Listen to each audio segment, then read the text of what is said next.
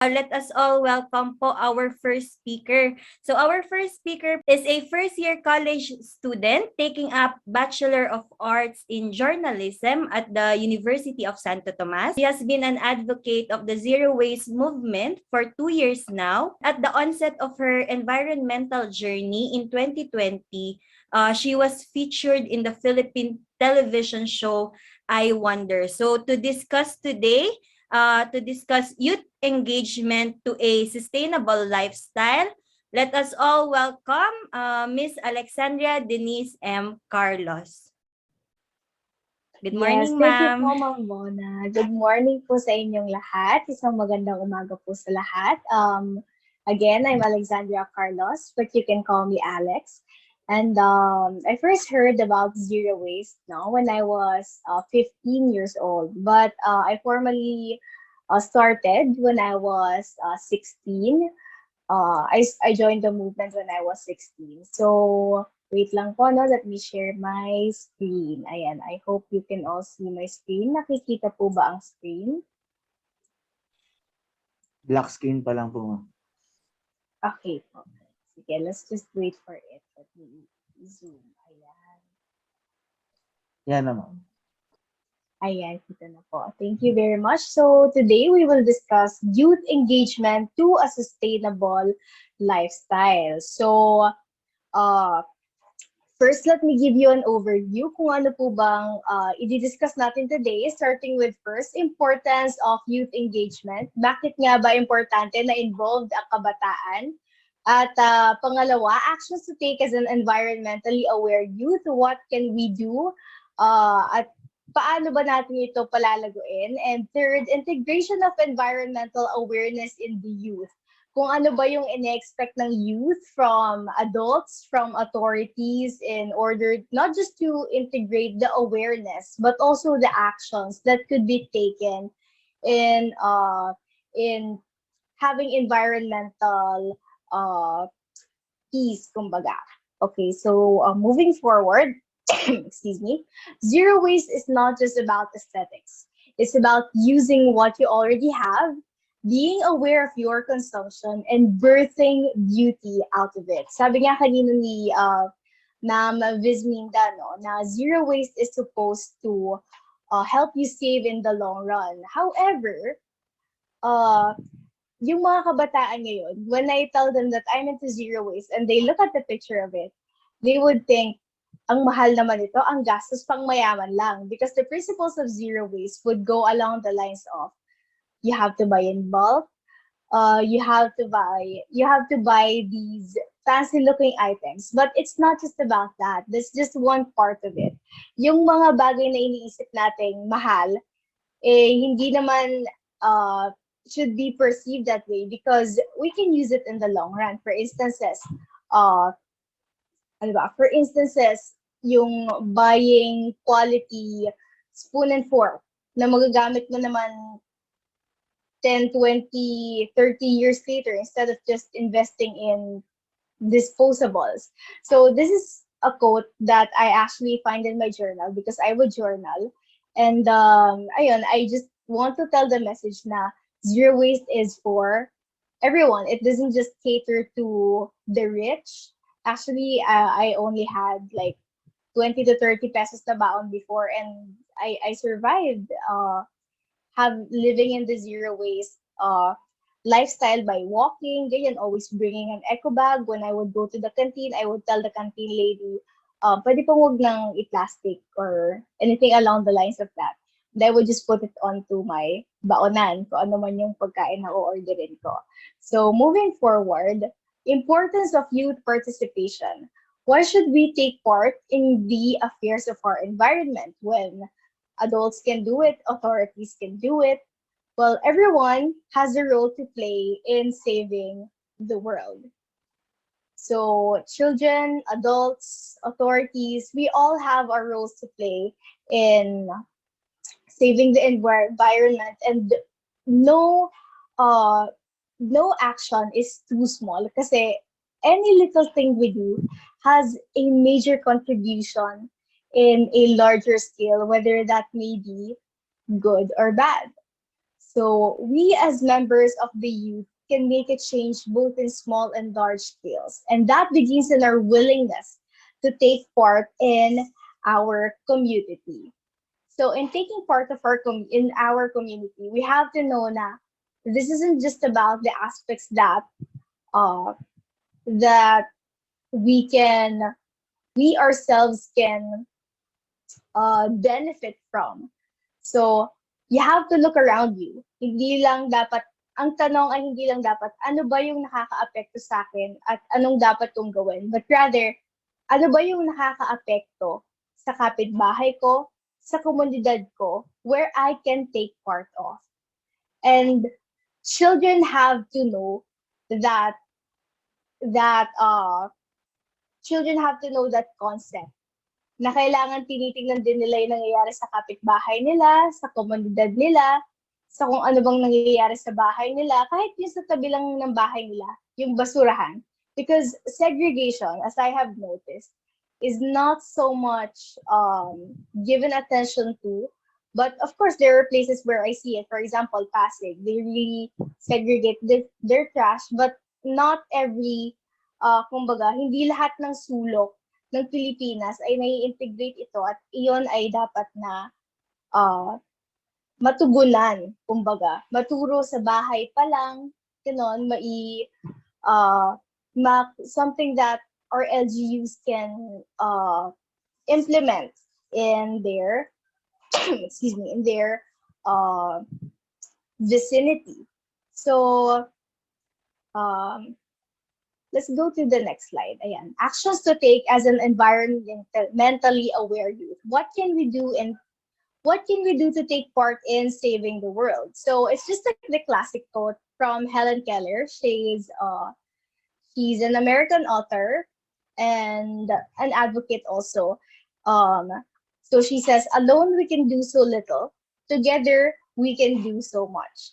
Simple things like walking or cycling instead of taking a vehicle can make so much difference, as well as using the blank size of bond papers to print reviewers, eating organic food, using your own utensils when going outside, bringing your own baonan, bringing your own tumbler, choosing to just eat at home instead of going out, not just for environmental reasons, but also for safety reasons. Because of course, right now we all know that it's a dangerous time, no, and we have to take care of ourselves. And I think that, especially now, uh, especially now that we are in a pandemic, mas nagiging relevant yung pagiging conscious of what we are doing, of what we are consuming, and uh, how we are integrating these things in our everyday lives.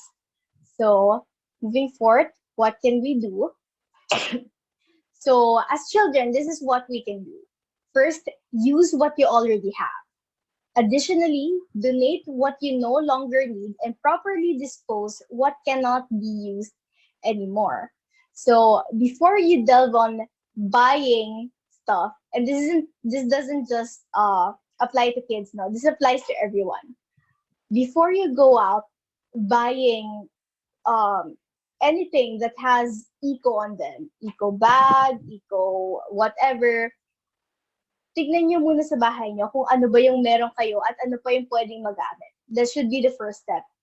See what you have, what can you repurpose out of it, and see if you really need anything see if you can find other ways to utilize what you already have in your home. And when I was just starting in the zero waste community, one of the first thing I did was to donate my things, my clothes. So there were about 9 bags that I donated.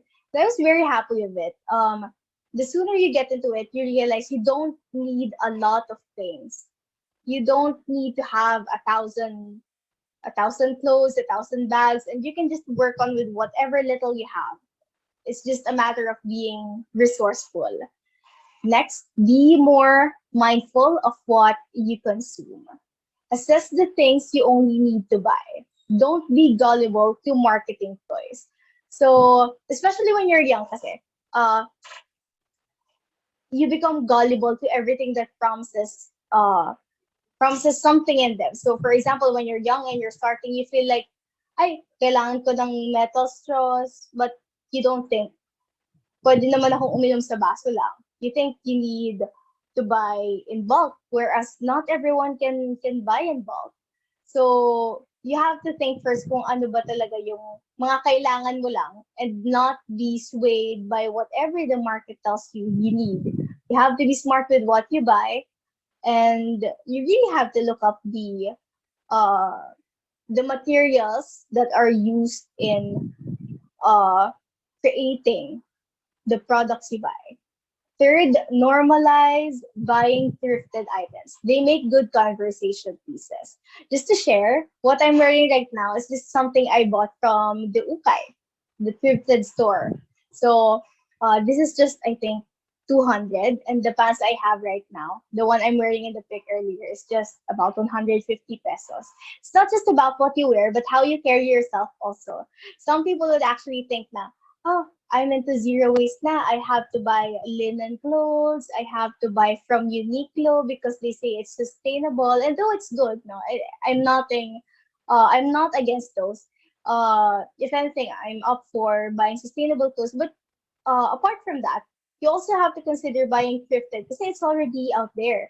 May mga clothes na natatapon lang, napupunta sa waste bin or whatever, ginagawang I'm sorry, napupunta lang sa dump sites, whereas they could be actually used pa.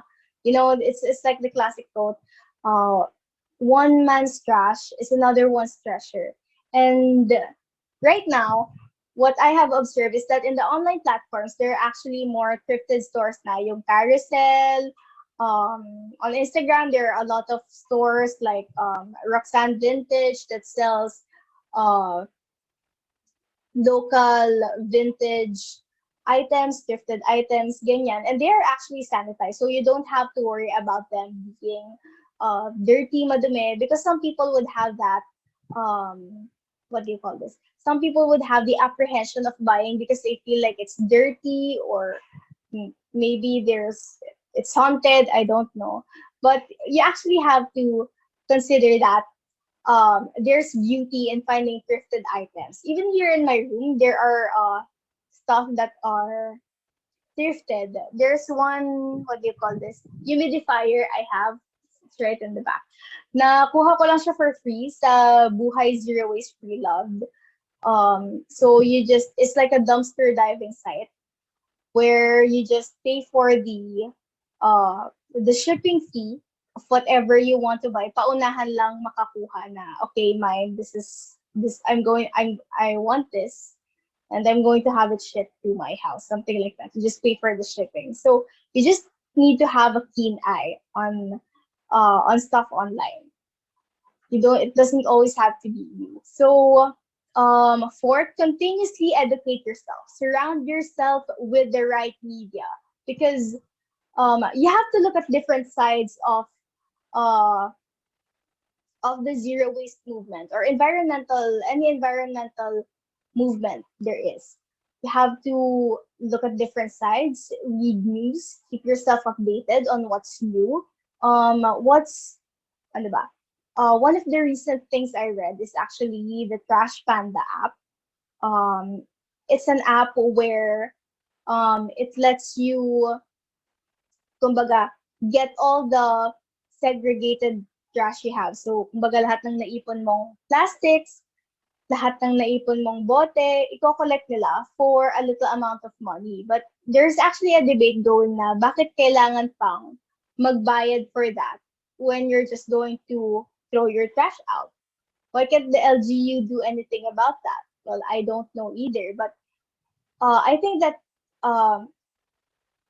consistently making ourselves aware and participating in the discussions makes it easier for us to evolve kung asan man tayo ngayon. And I think that little by little we're doing good. The community of environmental movement is growing, but we still have to have more discussions. So yun nga, we have to continuously educate ourselves, see more discussions, surround yourself with the right media, um not just the what do you call this? Not just the surface, save the earth. You have to read more into it. There's a lot of avenues that you can see, YouTube, Reddit, mostly that has that can answer your questions. So let's delve on the next one. Try out what works best for you. Being in the zero waste lifestyle is a constant experimentation. Forgive yourself for lapses along the way because it's not going to be perfect. There's one of the eye-opening things I read about this movement is that zero waste cannot ever be absolute.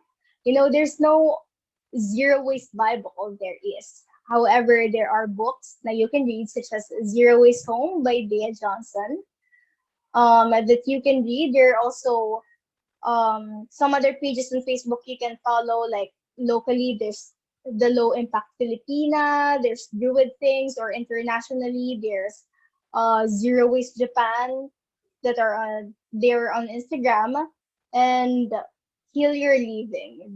These are just a few of um the pages I follow, and they're really informative.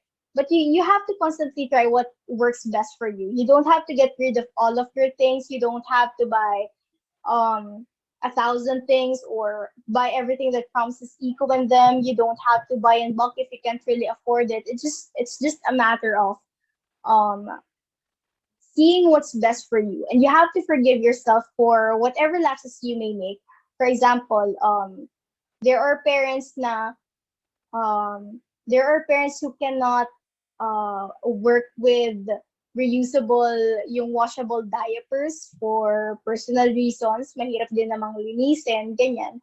And that doesn't make them any, kumbaga, zero waste monsters. It's just that uh, not everything will work for everyone, and that's okay. As long as there is one person that tries their best to save the environment, then we are one step closer to having a better earth. Okay, and lastly, share what you know. Tell others about your journey and participate in discussions regarding the movement. It's very important that we talk, that we participate in discussions, that we tell what we know. We're not always going to have the right opinions about things or have the right side. Kasi nga, we're in a constant experimentation, and we have to be open to the ideas of others, of the solutions that may be there, even if right now it may not make a lot of sense, but later on it will, because we have to think long term, of whatever may be happening. For example nga, the debate about Crash Panda, about how it's working, diba?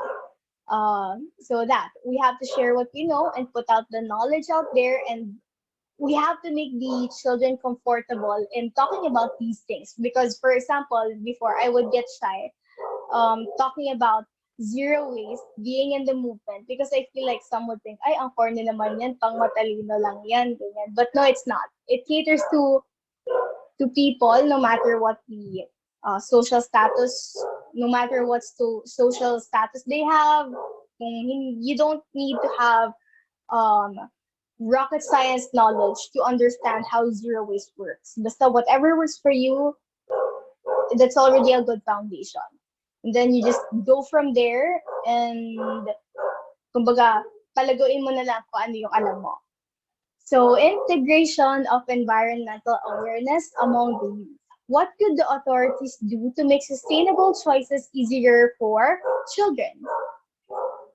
So, number one, promote youth environmental organizations. As I said earlier, there's a lot of, kumbaga, convincing to make the children comfortable in um, in being in the zero waste movement or any environmental movements at all. So the youth has to know that taking steps towards environmental sustainability is not just a one-time thing, but rather a way of living that should extend indefinitely. Panghabang buhay na siya. Hindi lang, ay, okay, I'm seeing changes in my community na I should stop. No, it shouldn't stop there. It should be everyday, kumbaga, an everyday way of living. So second, provide more access to BYOB or bring your own bottle shops. So this is something that I see in my province. I actually live in Cainta Rizal, and I only see bring your own bottle shops too in Manila. So they have these, kumbaga, ang concept po nito is may mga um what do you call this, big jars of vinegar or vinegar soaps, whatever kitchen or laundry items, and then you just refill.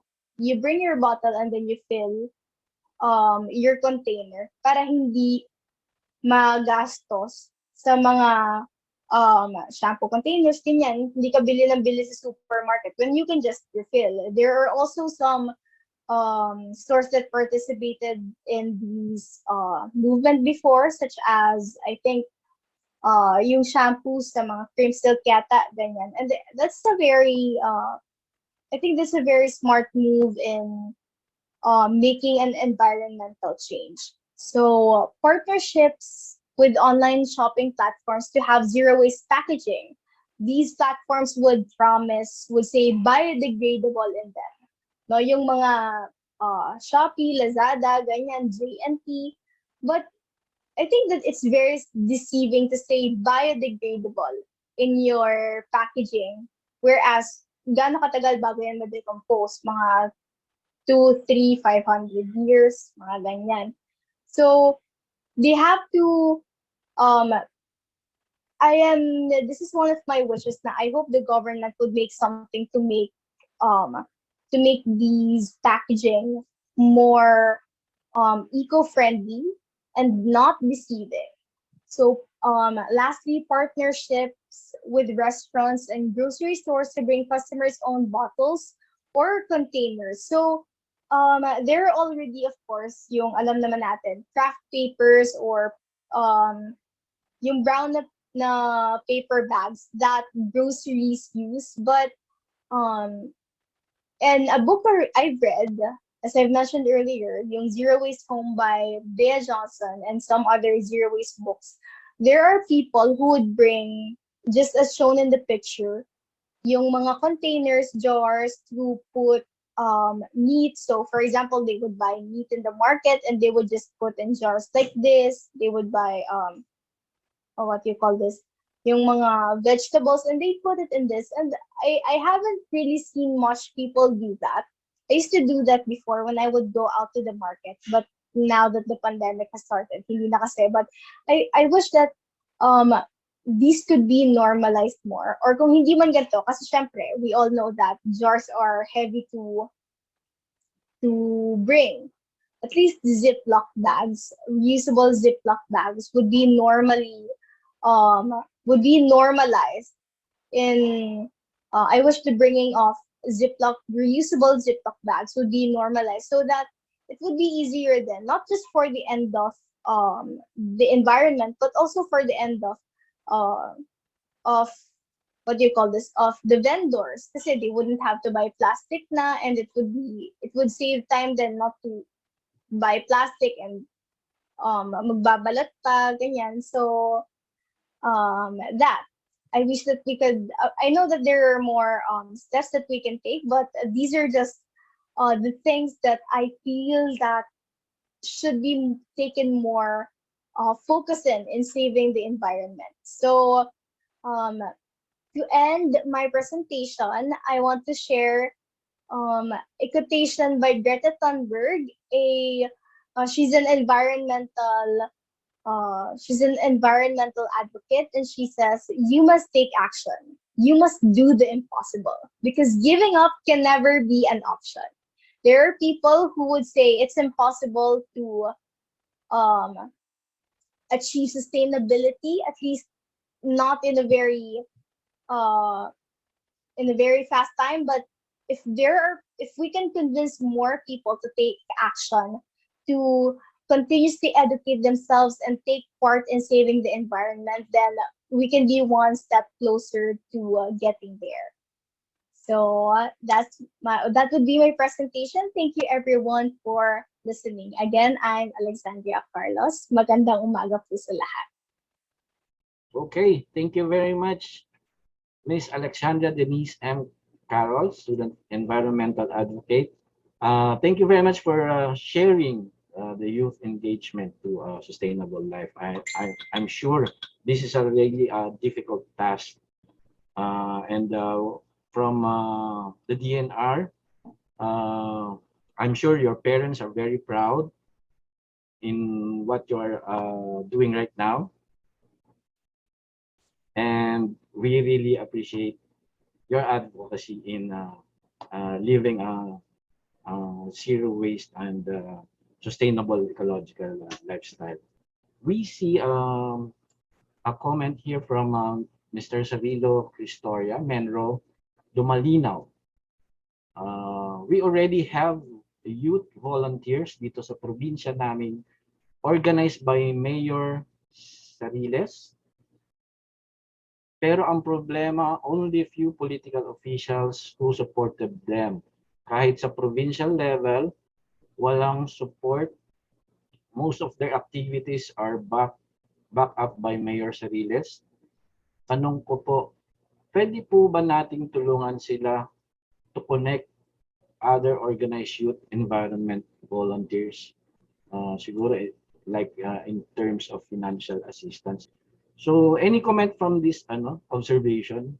Tama rin kasi na-observe din namin to yung mga youth natin, youth organization natin, very active in protecting our environment. Pero syempre, yun nga, medyo hindi kinakaya ng kanilang since mga estudyante pa lang sila, ganon, wala silang capacity to you know, to implement things, especially kailangan ng logistics. What is your comment on this? Yes po, thank you very much for that question. Of course, yung finances is one of the major, kumbaga, hindrance in getting their advocacies known. But social media nowadays is one of the avenues to get our advocacies put out in the world. And I think that's one of the avenues na, of course, libre siya. One of the avenues that we can use to put out our advocacy in the world. So, of course, kailangan natin ng mga volunteers, more volunteers, but social media is one good way to at least put out that advocacy in the world, to find other organizations to support our cause. And, of course, syempre, ang LGU, marami din naman pong inaasikaso. So, I think that the youth, so children my age, could come up together and make one group on social media platforms and just grow from there, engage in more activities where the youth can be engaged to not just to speak more, but also to act more on environmental issues such as yun nga, yung trash, waste segregation, educating the masses on what they could do, what else? Putting out not just signages, but also yung notices sa mga other companies na maybe they can do this. Kasi before I would find that signing petitions is just very little, kumbaga, it does very little to nothing at all, but it actually does a lot of things in, kumbaga, putting out what you want to be done. So I think that yun po, yung making petitions could actually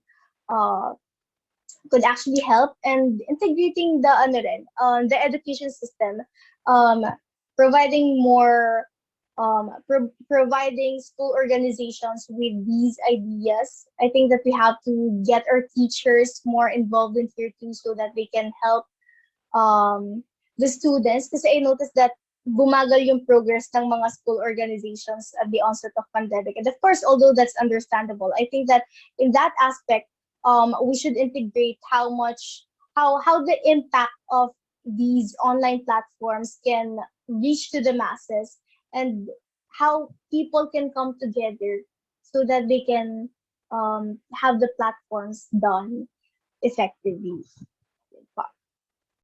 Yeah, thank you very much for elaborating that on that side.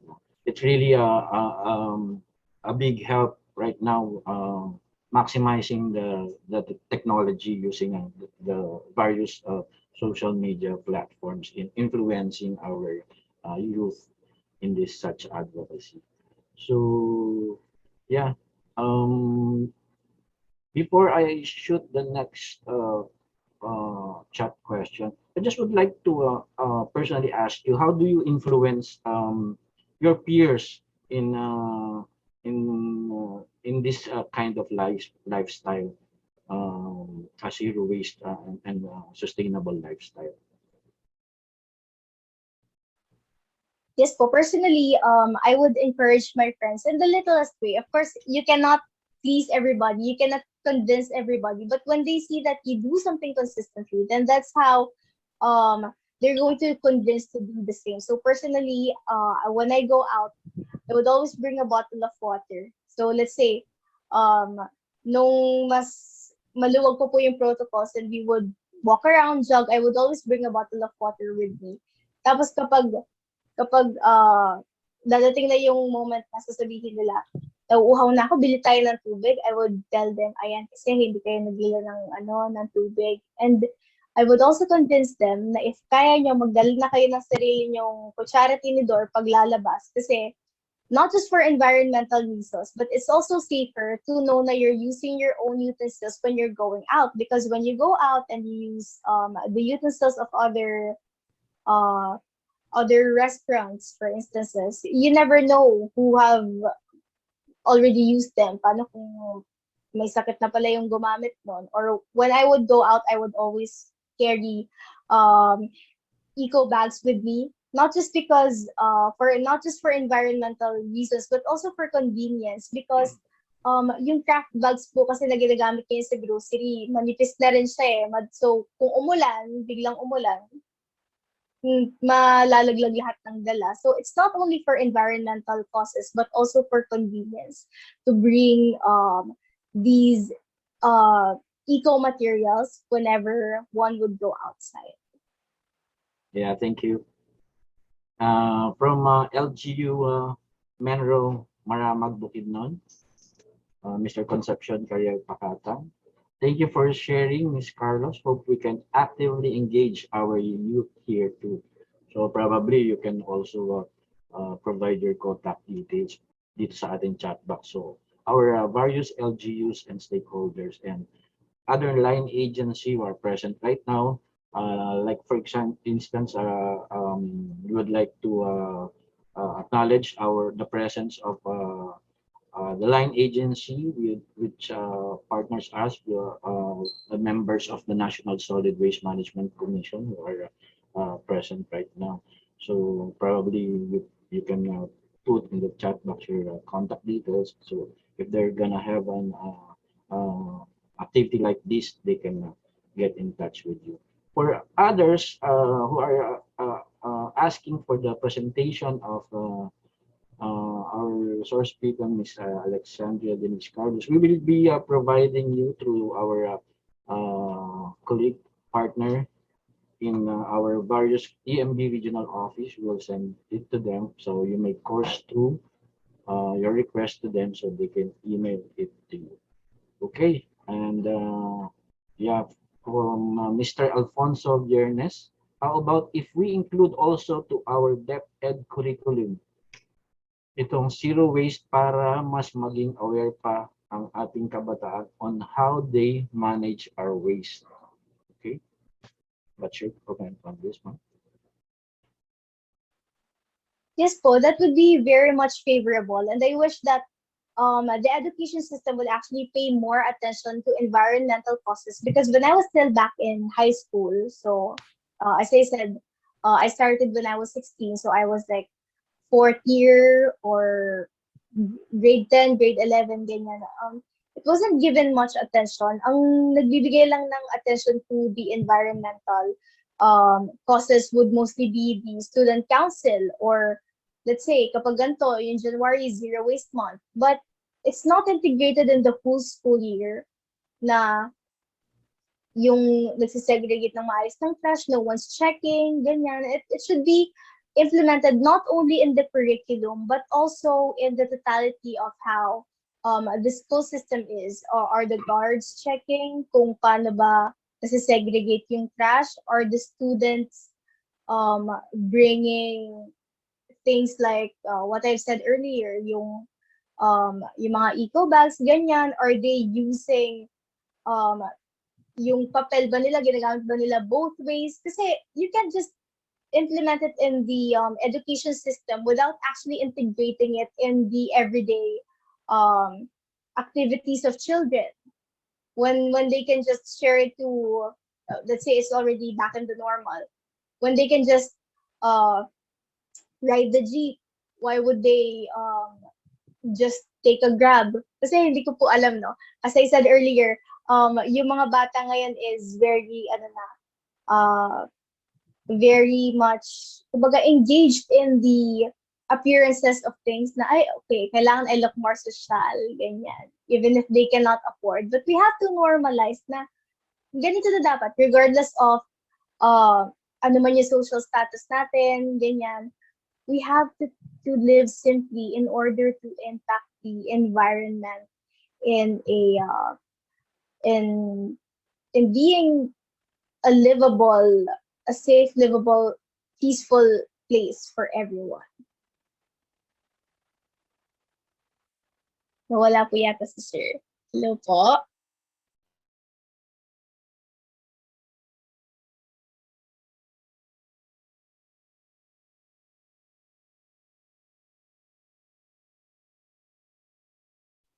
Ayan, so mukhang nahihirapan po talaga sa connection sa office si Sir Vanny. So thank you very much po, Miss Alex. We'll see po, mukhang wala na naman pong question sa ating chat box, but we see the hand po of LGU Panabo City. Do you have question po?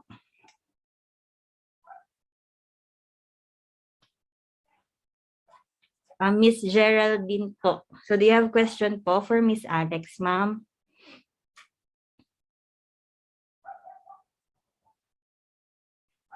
Okay, so mukhang siguro na na-click lang niya yung raise hand. So we have question po from Sir Robbie po of Task Force Tayo ang Kalikasan. Yes, Sir Robbie.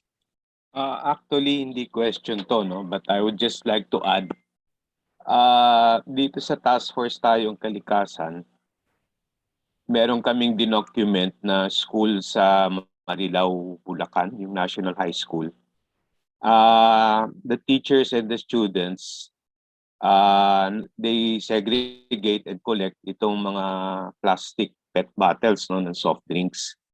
And they have an agreement with a junk shop na kinukolekta nila yung kinukuha. So the proceeds of the plastic bottles, they buy school supplies for those that who cannot afford to buy school supplies. So dito, natututo yung mga estudyante with the help of the teachers na yan, yung segregation and yung benefits, no, na nako-convert nila yung basura into their school supplies. And some of the public schools are doing that already. Also in Bulacan, dun sa mga high school and higher levels, they exchange this waste for load, yung cellphone load, para they can do research sa internet and other stuff, no? I think what Tayong Kalikasan has been trying to achieve is the behavioral change among everybody, not just students, but our families, no? It starts from the house, from the home. So yung tinuturuan ng mga matatanda, yung mga anak nila on proper management or yung pag-ano ng basura, yung magtapon and try to recycle or itong convert your trash into cash. So yun lang. And also the youth organizations, the youth out there, they can go to social media like yung Facebook ng Tayong Kalikasan, see what's the best practices, no? Practical practices that have been done by other people, and they can also share kung ano man yung kanilang mga they think na makakatulong dito sa ating problema ng solid waste. Yun lang po. I just encourage everyone, especially the youth, to be creative in dealing with solid waste management. Thank you po.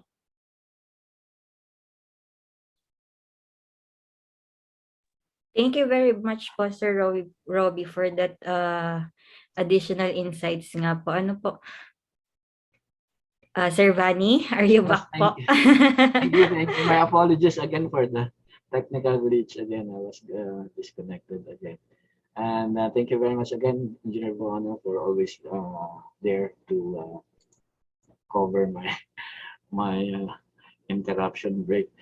We can see a question here from DPWH Engineer Eduardo Chua. Sir Ed, good morning. Thank you for attending. How are we to promote and involve the out-of-school youth on this matter?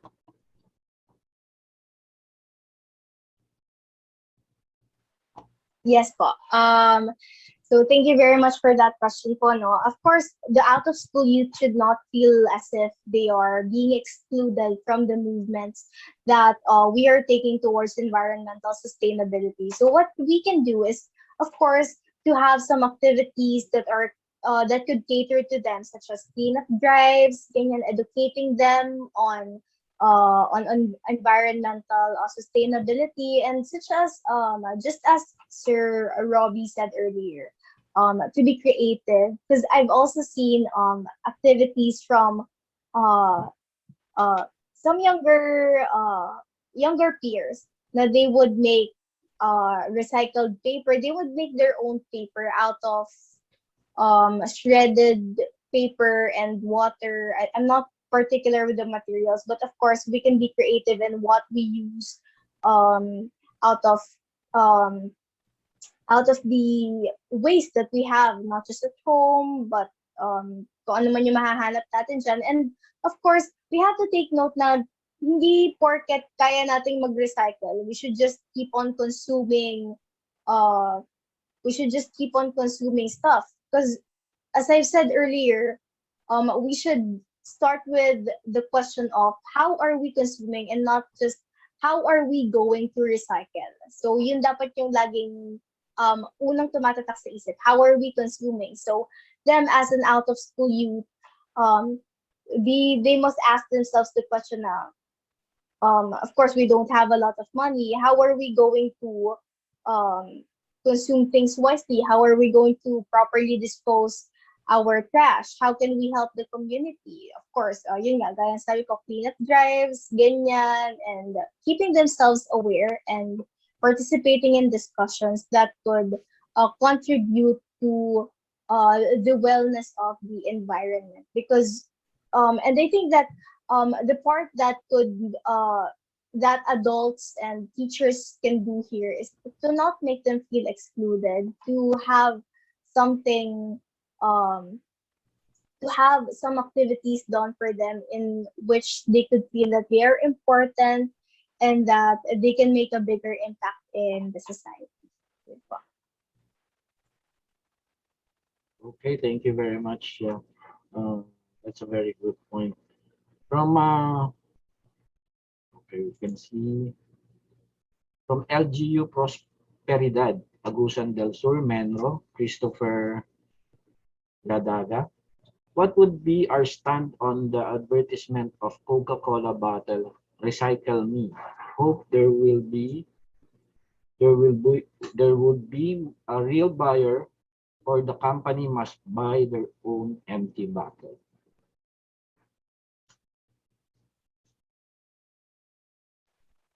Ayun, thank you very much po. As I've said earlier, merong mga um, companies that would encourage yung bring your own bottle. For example, okay, I'm not particularly sure, but I think it's Pantene, Cream Silk, and Tresemme, some other shampoos that would have their stalls on some malls and would encourage the people to bring their own bottles for a refill. So I think that kung ganito man, yung let's say, merong mga areas in the mall where you could refill your own bottle with Coca-Cola, Sprite, water, then I think it would be a very smart way to combat the plastic wastes. Kasi kung titignan natin, bibili tayo ng mga Coke mismo or anything that would have bottle cans, and they would take years and years, decades. They would take decades to decompose. Whereas iinumin lang naman yon 1 minute. Well, if you bring your own bottle and just continue on refilling like 500 times in the lifetime of that bottle that you have, then it's going to make a good contribution in environmental sustainability, and we have to get that normalized because people would say kasi ay ang corny, ano ba yan, ganyan, or some would say matrabaho because not everyone has access to that. And the government should at least make their initiative in having those stalls available in provinces, ganyan. Kasi kung magkaroon man ng mga ganito, usually nagiging available lang sa cities, ganyan. But yung provinces, they don't get as much attention. And I hope that LGUs can come up to have those stalls everywhere. Yes. Yeah. It should be really accessible, no, to everybody, not only to the key cities. Kasi, diba, yun yung pinopromote natin. Sana talagang accessible yung mga ganyan facilities, like for example, yung mga recycling facility. No? So, yeah, thank you very much for that, Alexandria. From LGU San Pascual, Batangas ba ito? Observation. Sana maging CSR ng bawat media ang information ng segregation at source ng kapamilya at kapuso at least 1 minute every day. Oy, parang kulang may mga kapatid pa, di ba? Marami pa yan. So, yeah, I think meron naman silang mga mga cross-channel plugins about environment. Thank you for that observation. And for those who are asking sa ating material kanina na piniplay natin, we will be posting again from time to time. Yung link nito may kasama itong video, no? Itong DNR video natin about segregation. Napakaganda ng jingle, ganda ng boses ng mga kumanta. So from Cirilo Cristoria, tanong ko lang po para sa DPWH, pwede po ba mahalo yung shredded cellophane asphalto? Kasi para sa akin, once na ma-melt na ang cellophane, parang matibay ata. Ihahalo sa asphalto yung shredded plastic siguro. Sir Ed, from DPWH, nandiyan ka ba? Okay, siguro sa ibang subject matter natin to i-open up. Dito muna tayo sa ating lifestyle na sustainable. Sa zero waste muna tayo. From Mr. Teddy True Voice. With the increased IRA among all LGU provinces, cities, municipalities, what are the developed functions from DNR, EMB, Penro, Senro as the one commonly identified as ideal, mandatory, or maybe interim? But what can be major areas that should be interestingly involved? Parang I think that these are the questions for DNR. No? Sige. We'll get back to that question. From Fernie Sitsit, EMB Car, kudos po sa speaker for her commitment in living that lifestyle, which we all need to emulate to be more influential as law implementers. Oo. Nakakatuwa talaga in a, kahit na in a small way lang, no, we can impact our world, di ba? To create positive change. So, yun parati ang nasa isip na dapat natin. Akala natin maliit lang, akala natin mahirap gawin. We should always think that it will create positive change and it will impact our environment and our world. Okay? So, from Menro Lemery, kamusta na po yung proposed bill about extended producers responsibility ni Congressman Rodriguez of Cagayan? Maganda po yun. Magiging mas masipag po siguro ang ating mga waste speaker. Yeah, I think ongoing yung mga talks dyan. Ano? Aware ka ba dyan, Miss Andrea? Yung ating APR, magandang discussion yan sa House. Yung Parang youth, not very much po. not very much, pero at least, di ba, yung youth, nakikita namin kung nasaan yung meron tayong mga ginagawa tungkol dyan. Meron mga ongoing discussions dyan sa extended producers responsibility. Ongoing yung mga meeting dyan, mga technical working group committee. Magiging batas yan na yung mga manufacturers natin, mga packaging natin, magkakaroon sila ng extended responsibility. Kung paano nila ma-retrieve yung kanilang pinroduce na packaging. Okay? So, next is from Joseph. What is your stand on waste to energy technology?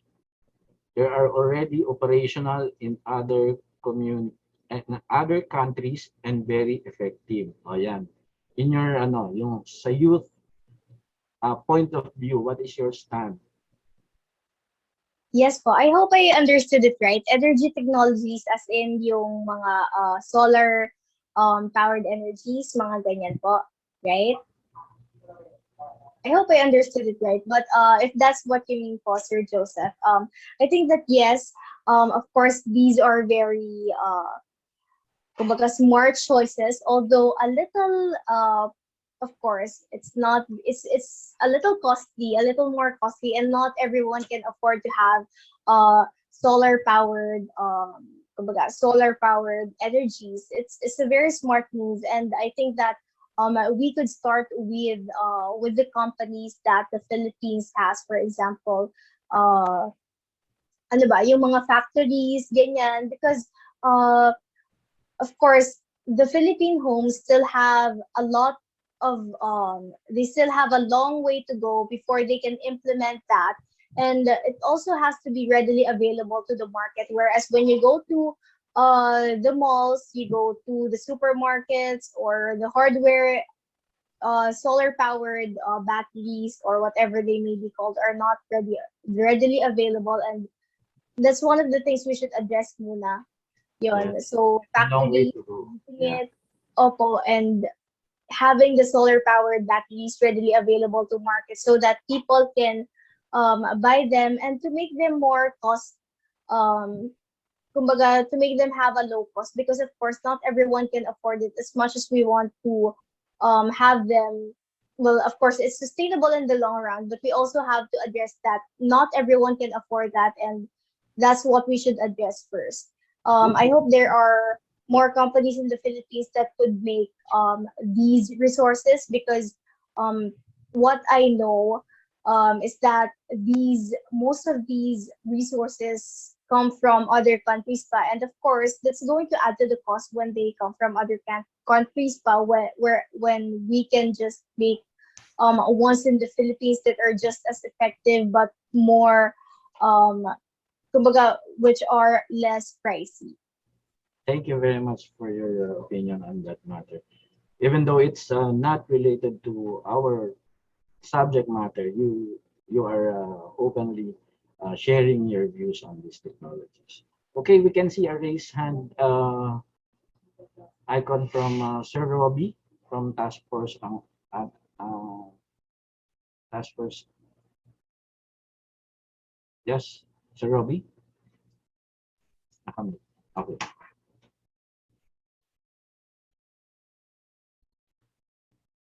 Wala kang audio, sir. Wala kang audio na, Sir Robbie. Baka may tumawag sa'yo sa messenger. Wala, sir. Wala. Wala. Yan, meron na, sir. Meron na. Yes, sir. Okay. Yung comment dito ni Mr. Cirilo Cristoria Menro about using cellophane to add to asphalt, no? I think meron ng studies niyan na ginawa, I think, ang San Miguel. Pero with regards to yung shredding yung waste natin, some LGUs have been successful in producing hollow blocks or eco bricks or yung mga pavers that's mixing plastic shredded waste and glass waste, mini-mix nila sa simento, and they can produce their own pavers na ginagamit nila for sidewalks, for parking spaces sa mga LGUs. So that is one way of diverting itong ating waste to useful uses. Okay. Yun lang. Thank you very much for that additional information, Sir Robbie, from the Task Force Tayo on Kalikasan, our partner office from the DN. Yes po. We can And see. excuse me lang po, no? I think someone has corrected. So earlier I was asking, someone asked po about waste to energy. So I may not have, I think I did not answer I did not understand the question properly. So what Sir Joseph meant po was converting waste to energy as a matter of, kumbaga, producing energy. So I would like to answer on that one lang po very quickly. Na yes, I am, of course, what do you call this? I am pro converting waste to energy, because considering that the Philippines produces 1/3 of the world's waste, and of course there's a lot of way to go in order to address that problem, and in order to, kumbaga, address the waste problem here in our country, that's one of the ways where we can, of course, address this problem. And having so many waste kasi, one of the, bukod dun sa converting waste to energy, we also have to address where these wastes go, because in the recent years, one of the news then is that Canada puts their trash here, dumps their trash here in the country, and of course that contributes to the already many trash we have here in our country. So we should really, what do you call this, educate our masses on where they should go, and also address the major plastic problems, so waste problems that we're getting. And yes, this is one of the ways where we can do it smartly. I just hope that more organizations will take part in this, because we still have a long way to go in order to address that problem. Okay, thank you very much for that additional clarification, Alexandria. We can see from MMDA, but before that, in connection with the asphalt mix, from Engineer Ed Chua of DPWH, when it comes to mixing of shredded plastic to asphalt, the said mix should be tested to our laboratory at the Bureau of Research and Standards. So it should be tested and it should pass the standards. Tama si Sister Ed. Okay, from MMDA, we should upgrade IEC to social behavioral change communication. Yeah, so yung culture change talaga dapat natin ma-address. Yeah, we agree. Any comment from that?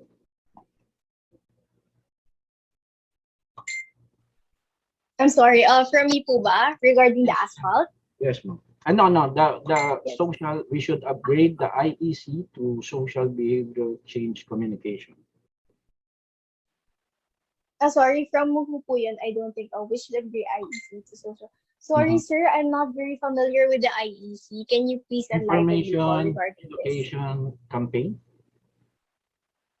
Oh, I see. Yes, I think that is also very what do you call this? More it speaks so much to say when you see social behavioral change um to the masses because of course it speaks so much that we shouldn't just be about the information but also how we can contribute to other people, how we can connect to them in such a way that we can achieve something bigger than just the information presented to us.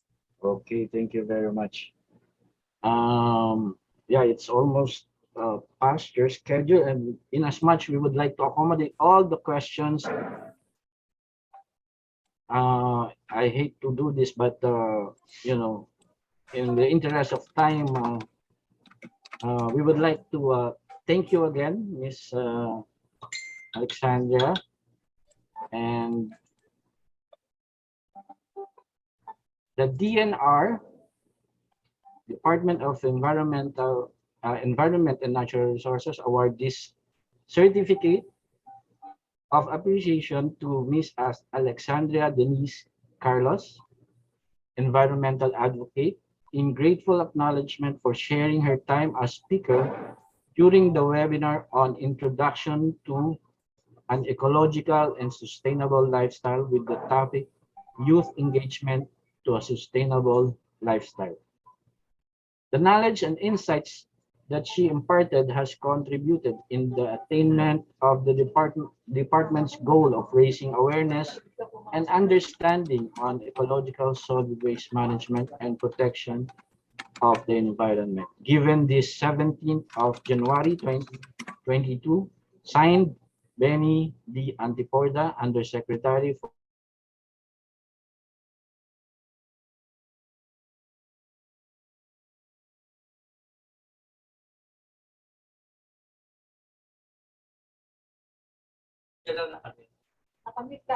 may nag-unmute sa akin, sorry. May nag-mute ba sa akin? Okay, saan ako naputol? Sorry. Sa dulong part na ba? Opo, yung the knowledge po. The knowledge and insights that she imparted has contributed in the attainment of the department's goal of raising awareness and understanding on ecological solid waste management and protection of the environment. Given this 17th of January 2022, signed Benny D. Antiporda, Undersecretary for Solid Waste Management and Local Government Units Concerns, Supervising Undersecretary for Strategic Communication and Initiative Service, and Task Force Tayo ang Kalikasan. Pakpang po natin virtually si Ms. Alexandria Denise Carlos. Thank you, Ma'am Denise. Yes po, thank you very much, Sir Vanny, to Miss Bona for inviting me here, to everyone's questions from earlier, and to Mr. Betty Antiporda, and to the DENR.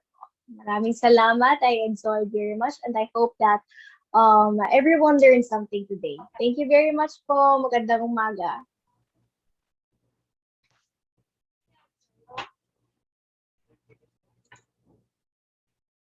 Okay.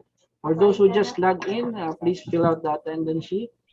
And please rename your profile indicating your office or LGU or affiliation first for proper documentation. Okay. Are we ready for our next speaker? Nandiyan pa po ba kayo? Can we see some heart?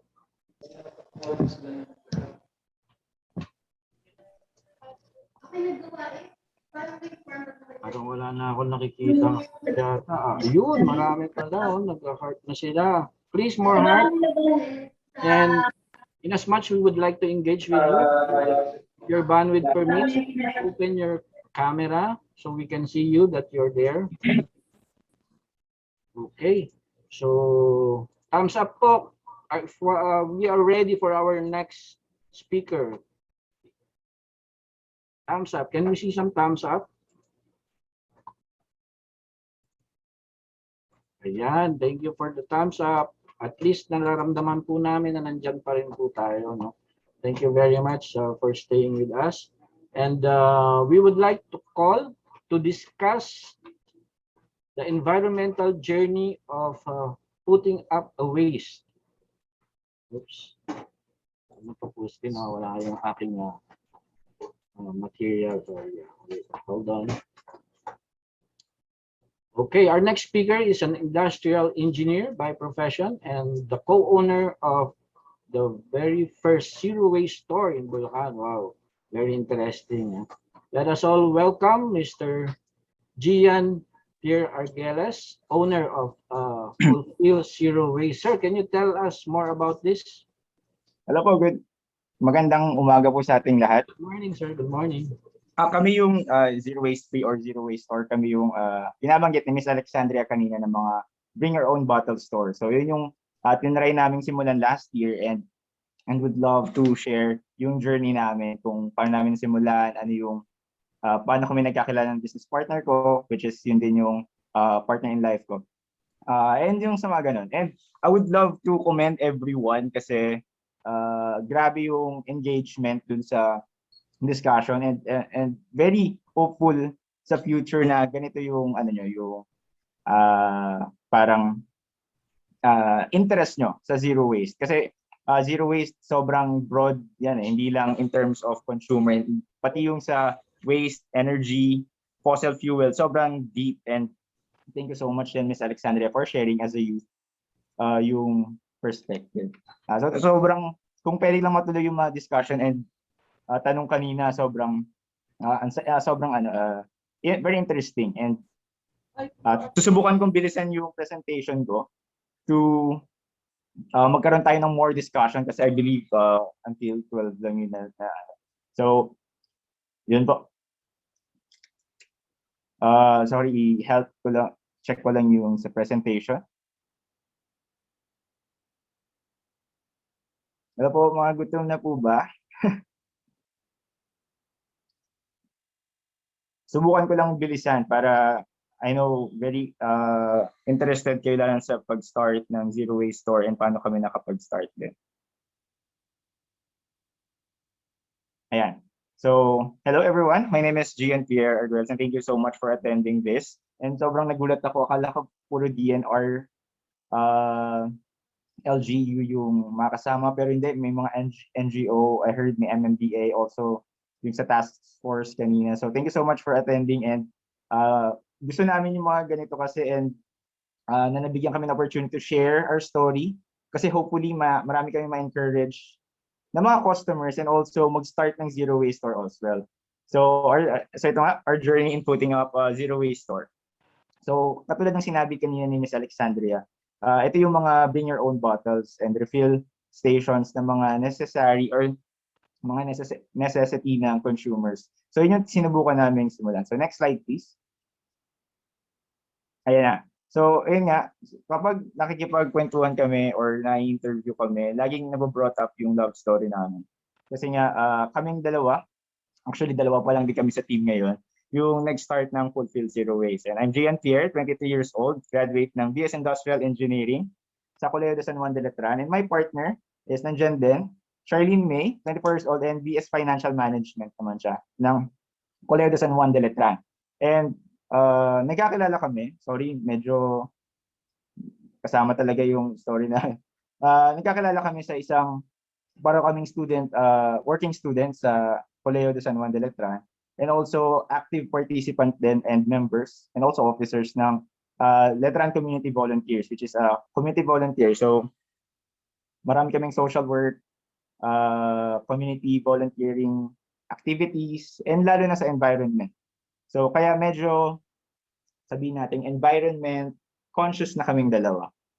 Bago pa lang kami nagkakilala. So ayan yung picture namin nung soft opening ng Fulfill last September. So ito yung naging mindset lang namin lagi and hindi lang in terms of zero waste pero sa buhay, sa pangarap namin na always, and sana ma-impart din namin sa inyo na always take one step closer, na wag natin mamadaliin, lalo na sa zero waste, yung mga ginagawa natin.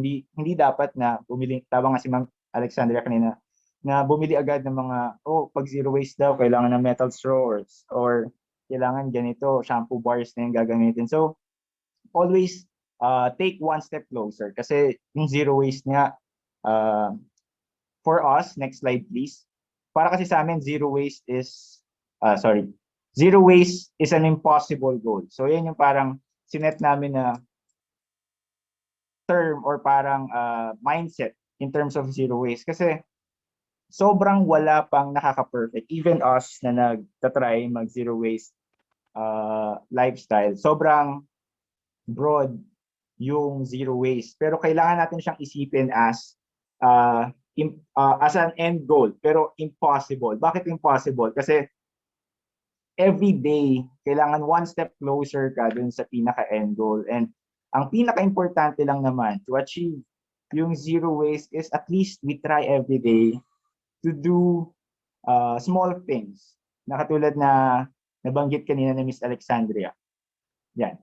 So, ayun. So, next slide. So, medyo, ito lang yung timeline namin. So, siguro mga college pa kami, both of us sharing na we're buying in bulk and yun din natutunan namin sa magulang namin. Kasi nga, di ba, napag-aralan natin nung mga elementary high school na sachets, mas maraming tawag doon waste na napo-produce. So, yun yung unang step namin is we try to buy bulk na parang, okay, so shampoo kailangan malalaki. And we know, hindi to applicable sa lahat. Pero yun yung naging journey namin to paano nag-start sa zero waste.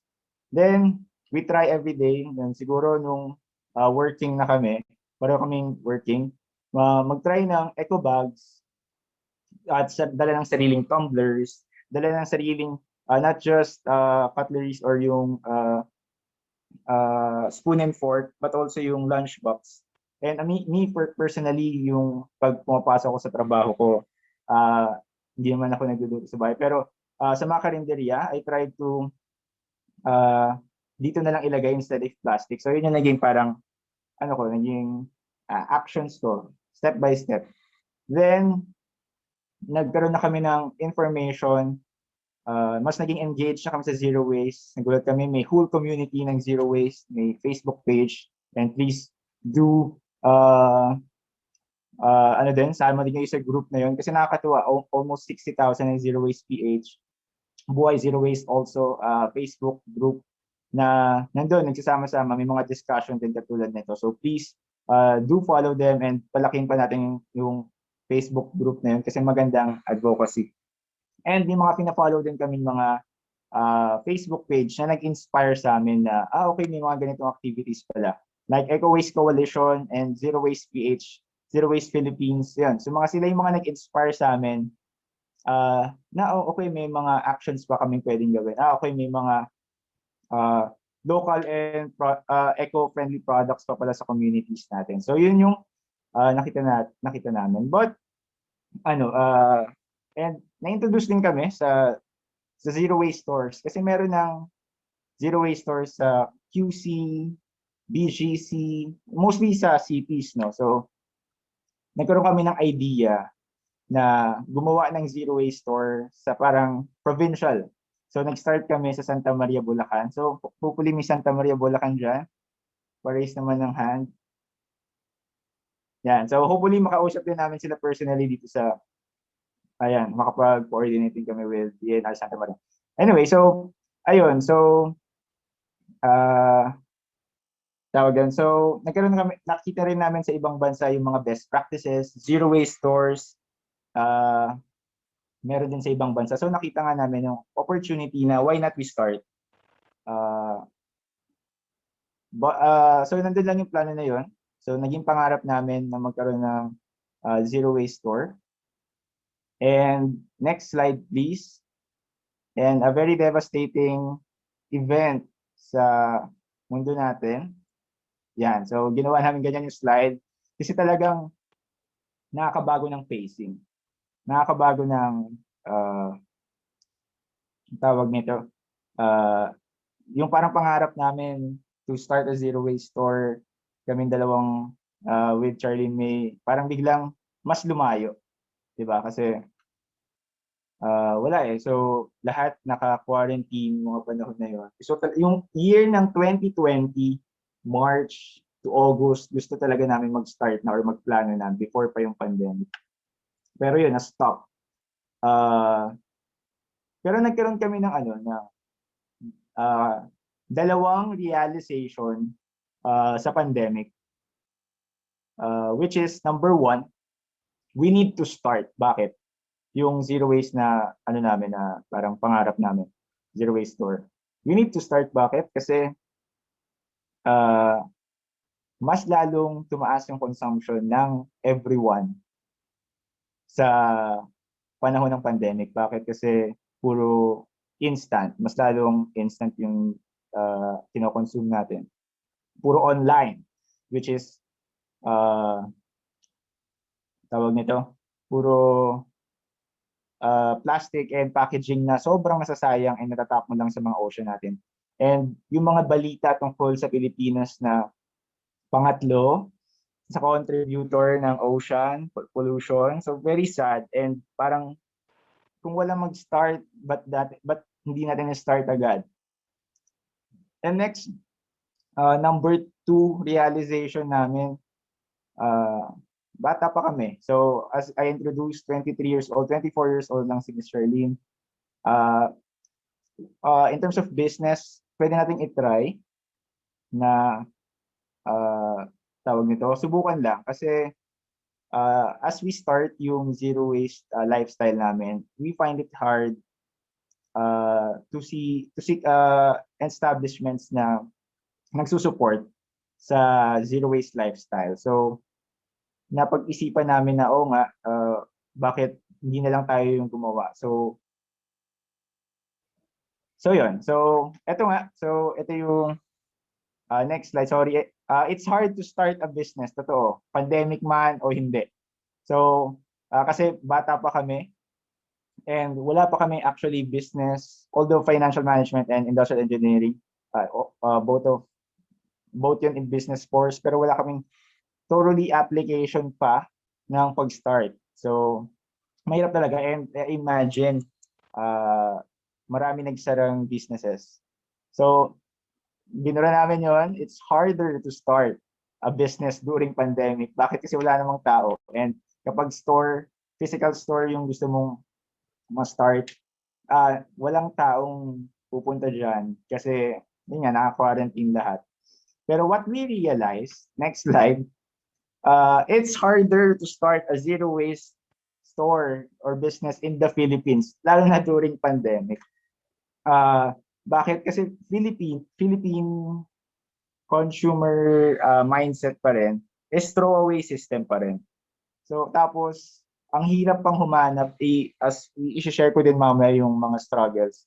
Ang hirap din humanap ng mga suppliers na mag-agree sa zero waste din. So ayun. So gusto ko lang ma-imagine, kaya ginawa namin yung slide na to, na ang hirap niyang i-implement sa Pilipinas pa.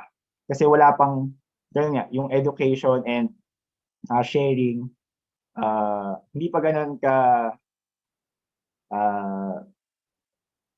kumbaga ang nakakaalam lang is yung consumer A, B, and C. Hindi pa natin natatap yung consumer E and D, na sila yung mga pinaka gumagamit ng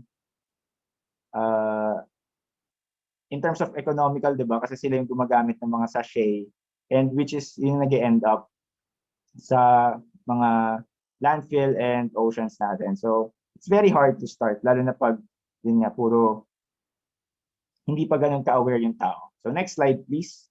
But we start eto na yung store namin. So yan yung itsura na ng store namin, siguro last December. But we start, kumbaga parang kahit mahirap, tinry namin i-start. Kasi nga, we try to push and try to initiate na gawin na agad kahit pandemic, kahit sa Pilipinas pa to. Step by step, tinry namin gawin yung kaya namin. And ito yung parang naging, next slide please. Ito yung naging pinaka idea namin kapag gagawa kami ng zero waste store, dapat competitive pricing. Bakit? Kasi we felt the responsibility na yung hawak naming items or yung mga products, home, personal, and kitchen needs is very essential to Filipinos and to consumers. So kumbaga parang daily essentials nila to. So we felt the responsibility to offer yung price namin na dapat kasing presyo lang ng mga grocery stores, which is very, very hard. Kasi hindi, ang hirap makipag-compete sa malalaking kumpanya na mas mura. But we take it as a responsibility na kailangan mas mura pa kami sa kanila. So, ayun. So, kailangan competitive pricing kami. Next is complete product lineup. Na kumbaga parang, actually, ongoing process pa rin ito para sa amin. Na parang, everything you see sa isang convenience store, sa isang grocery store, sa mga sari-sari store, dapat makikita mo sa amin. So, yun yung parang pinaka-idea namin sa Fulfill Zero Waste. And, maging accessible to everyone. So currently, meron pa lang kaming unang store sa Santa Maria, Bulacan, but our goal, our vision is makapagtayo kami sa different LGUs. Kaya nga sobrang natutuwa ako na maraming LGUs dito na umattend. But isa yun sa mga pangarap namin, parang maging 7-Eleven siya ng zero waste. Kasi wala pang nakakagawa nun sa mundo actually. And yun yung parang pinaka-goal. And goal din namin is to create a big, large-scale grocery store pero zero waste, refilling style na. So medyo far-fetched pa yun, pero yun yung parang isa sa mga pinaka-goal namin. Kasi we think dun masosolve yung parang pagbabago ng mindset ng consumer sa throwaway system kapag may accessible na to everyone. So next slide please. Ayan, so itong dalawang to, ito yung dalawang kung may magi-start din dito ng zero waste, itong dalawang to yung pinaka mahirap sa pag-i-start. And from our experience, ito talaga yung parang struggle namin. Una, suppliers. So number one is sobrang unfamiliar, not yet ready pa yung suppliers. Tinatanong namin lagi yung kapag nagpi-pitch kami ng idea sa mga possible suppliers namin, ay parang may mga response pa kami nakukuha na ano yun, paano yun, hindi pa kaya ng production daw nila. And ang sinasabi is kami na lang daw yung mag-aalis ng packaging. So yun yung sinasabi ng mga company sa amin na sige, bibigyan nila in bulk, kaya yung packaging, lalagyan namin sa lagyan. Which is for us, is hindi siya totoo dun sa pinaka ng zero waste. Kasi ayaw namin mag-start ng zero waste store na ganun yung parang na parang kami naman yung nag-waste pero yung consumers namin hindi. So gusto namin suppliers in our store, ganun din yung transaction, zero waste din. And then yung store namin ng consumers, zero waste din. Kumbaga parang whole process talaga yung cutting yung source na walang packaging. And so yun. So kaya kami nahihirapan sa suppliers. It takes months for us to find suppliers and mapa-agree sila. And marami talagang hindi pa familiar.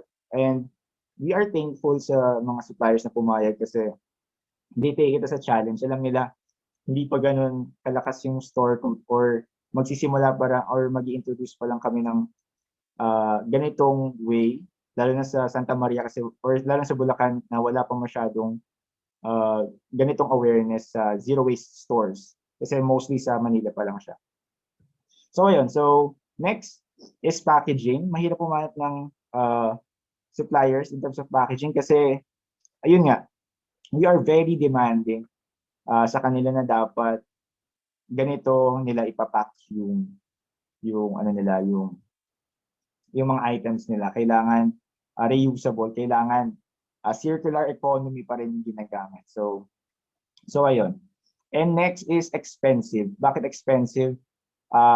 Nagkakaroon sila ng additional cost. And yun din yung inexplain sa amin ng ibang companies. I don't want to mention any companies, but we have tried to communicate to every single ano big companies out there na why not put up your item sa amin ng in zero waste, like yung mga pop-up kanina. But we think na hindi pa talaga ready, and lalo na kung wala pang application or parang hindi pa napapasa yung batas in terms of using packaging.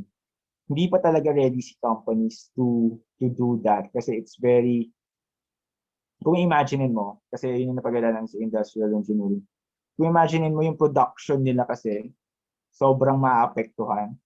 And for them, it's very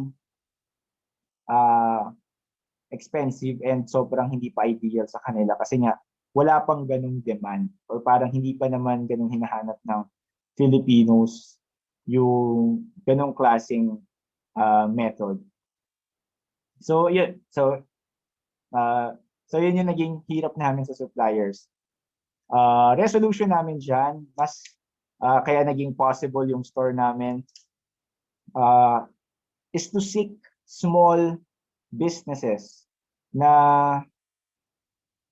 and local businesses, and mas napaganda pa nga yung Fulfill Zero Waste na at least yung subukan namin mag-introduce ng other brands, small and purely proud Filipino brands na available into zero waste. And hopefully, through them, maka-create kami ng support na supportahan din yung products nila and supportahan yung mga Filipino products. And also, ma-encourage din yung big companies na may demand na. Kasi currently ngayon, sobrang hindi pa ata nila nakikita na convert their products into refilling or into zero waste, kumbaga. So yun. So after noon, nakapag-set na kami ng suppliers, hinihintay na lang namin yung delivery. We start our soft opening. Akala namin tapos na yung problema. Pero next na naging struggle namin is to find customers. Akala namin, zero waste store, alam na nila yan, pasok na sila. But hindi. Sobrang nagkaroon pa mayroon talagang learning curve in terms of our customers. Kasi papasok sila ng walang lalagyanan. We try strictly na talagang, ma'am, ganito, makikipag-usap muna kami. So, magdadala pa, ganyan sasabihin nila. Tapos, sabi nila, baka pwedeng plastic na lang daw, meron kaming plastic dyan. So, ma'am, hindi po talaga, it's matter of talagang constant communication na ganito po yung zero waste store, papakilala mo pa. So, yung mga first months of opening namin, hindi talaga siya pinuntahan pa or wala pang ganong sales. And some, yun. Next, so yun yung naging struggle namin, yung nag-start kami. Next is yung convenience nga. Sinasabi nila, mabibigat yung jars, ganyan. But, in the long run, yun yung in-explain namin na mas, mas sustainable, mas na-apply yung circular economy, and nababawasan yung basura din nila sa bahay. So yun yung in-explain namin sa kanila. And yun, resolution namin, constant communication, ma'am, ganito po, ma'am, mas okay siya, ganyan. And some, sa customers, dahil hindi sila familiar, dahil inisip ng convenience, yung some naman is hindi pa pumapasok sa store. Bakit? Na-intimidate sila. Ano ba yun? Or, ang ano naman, parang, sinabi na nakita nila yung store, parang pangmayaman daw. So, akala nila pang, lang siya, pang mayaman na store kasi hindi siya yung typical na grocery store mo, di ba? So, maraming hindi pumapasok kasi na-intimidate daw sila. So, yun yung mga nakuha namin struggle sa pag-start. So, yun nga, ang resolution namin dito is talagang constant, understand na may learning curve and it's our responsibility as an advocate also ng zero waste na mag-educate, and maganda na simulan na namin yung store as a venue for us to educate talaga yung consumer. So, yun. So, next slide, please.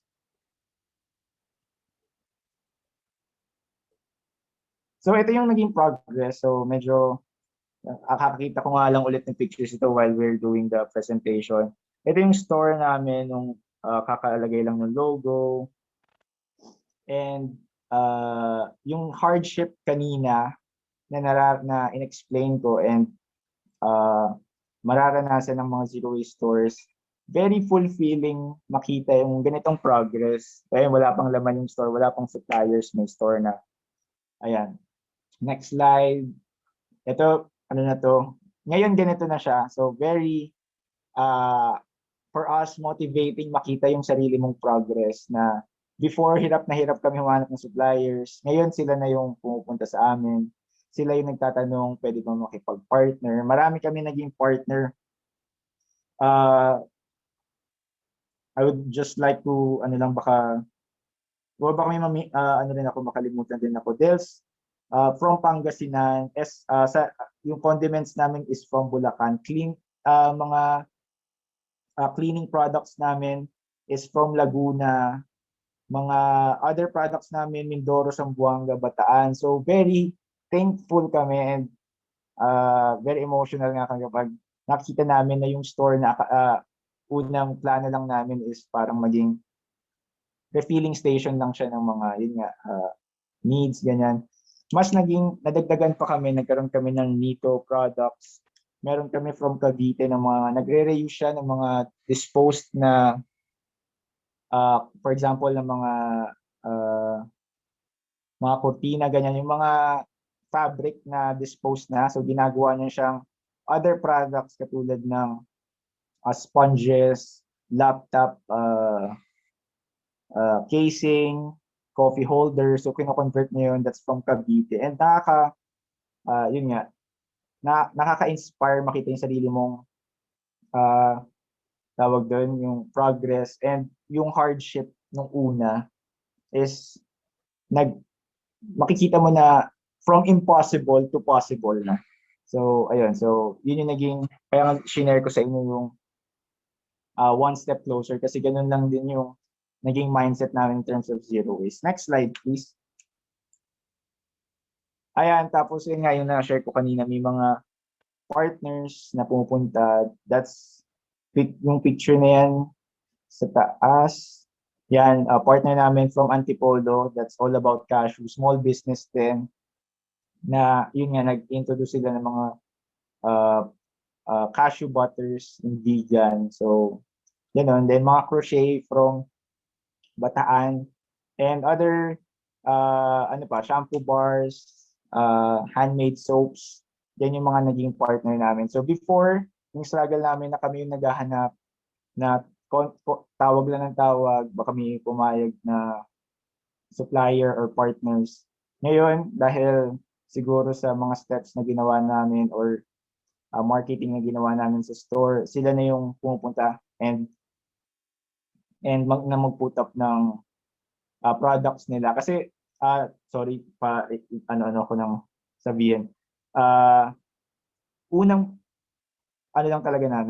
idea lang namin sa Fulfill is to create the filling station ng mga essential needs, which is yun naman talaga yung bring our own bottle. But it evolves dahil nagkaroon kami ng mga kaibigan. Eco, advocate din ako mga kaibigan na may mga products.